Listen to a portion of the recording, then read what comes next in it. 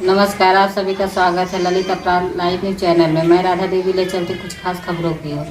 गुजरात अहमदाबाद जिले में पिछले 2 वर्षों में विद्युत टैरिफ सहायता योजना के अंतर्गत 100 करोड़ रुपए उपलब्ध कराए गए हैं। 32.37 करोड़ का भुगतान किया गया। उद्योग मंत्री बलवंत सिंह राजपूत बुनाई गतिविधि में 5 वर्ष के लिए एलटी विद्युत कनेक्शन रखने वाली इकाइयों को 1000 रुपये की सहायता दी जाएगी। 3 प्रति यूनिट और एचटी विद्युत कनेक्शन वाली इकाइयों के लिए 100 रुपये प्रति यूनिट, 2 रुपये प्रति यूनिट बिजली टैरिफ सब्सिडी। उद्योग मंत्री बलवंत सिंह राजपूत ने आज विधानसभा सदन में एक विधायक द्वारा पूछे गए प्रश्न का जवाब देते हुए बताया कि गुजरात टेक्सटाइल मूल्य श्रृंखला में विशिष्ट क्षेत्रों को मजबूत करने के लिए अहमदाबाद जिले में विद्युत टैरिफ सहायता योजना के अंतर्गत पिछले 2 वर्षों में कुल 75 दावा आवेदन स्वीकृत किए गए हैं, जिसके अंतर्गत 1000 करोड़ रुपये स्वीकृत किए गए हैं। बिजली दरों पर 1000 रुपये की सब्सिडी दी जाएगी। 32.37 करोड़ रुपये का भुगतान किया जा चुका है। उद्योग मंत्री ने कहा कि राज्य सरकार ने गुजरात वस्त्र मूल्य श्रृंखला में विशिष्ट क्षेत्रों को मजबूत करने के लिए सहायता योजना 2019 की घोषणा की थी। इस योजना के तहत एमएसएमई इकाइयों को 6% ब्याज अनुदान प्रदान किया जाता है, जबकि बड़े पैमाने की इकाइयों को उनके द्वारा उपलब्ध कराए गए रोजगार को देखते हुए 4 से 6% तक ब्याज अनुदान प्रदान किया जाता है। उन्होंने कहा कि बुनाई गतिविधियों में एलटी बिजली कनेक्शन वाली इकाइयों को 5 वर्षों के लिए 3 रुपये प्रति यूनिट की दर से बिजली टैरिफ सहायता प्रदान की जाती है और एचटी बिजली कनेक्शन वाली इकाइयों को 5 वर्षों के लिए 2 रुपये प्रति यूनिट की दर से बिजली टैरिफ सहायता प्रदान की जाती है। साथ ही अन्य वस्त्र गतिविधियों में भी 2 रुपये प्रति यूनिट की दर से बिजली टैरिफ सहायता प्रदान की जाती है।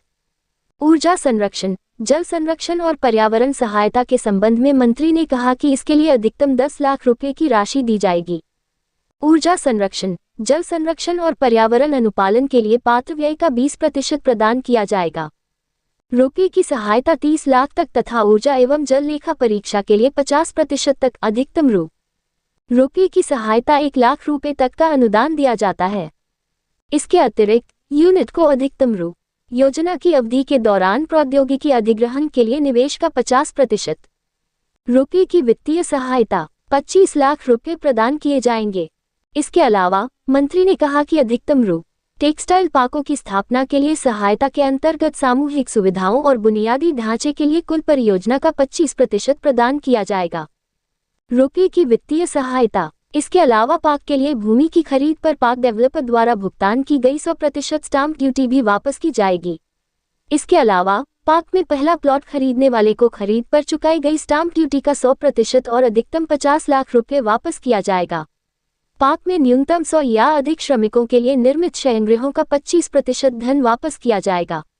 रुपये की वित्तीय सहायता। इसके अलावा 7.5 करोड़ रुपये की धनराशि भी उपलब्ध कराई जाएगी।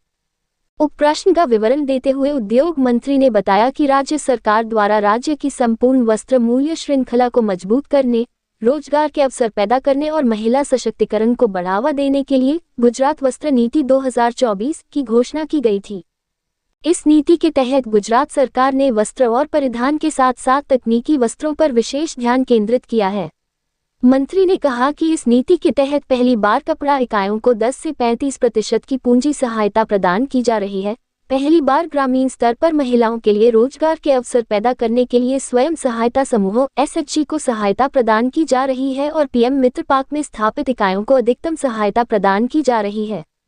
सह संपादक विंध्याचल ओझा।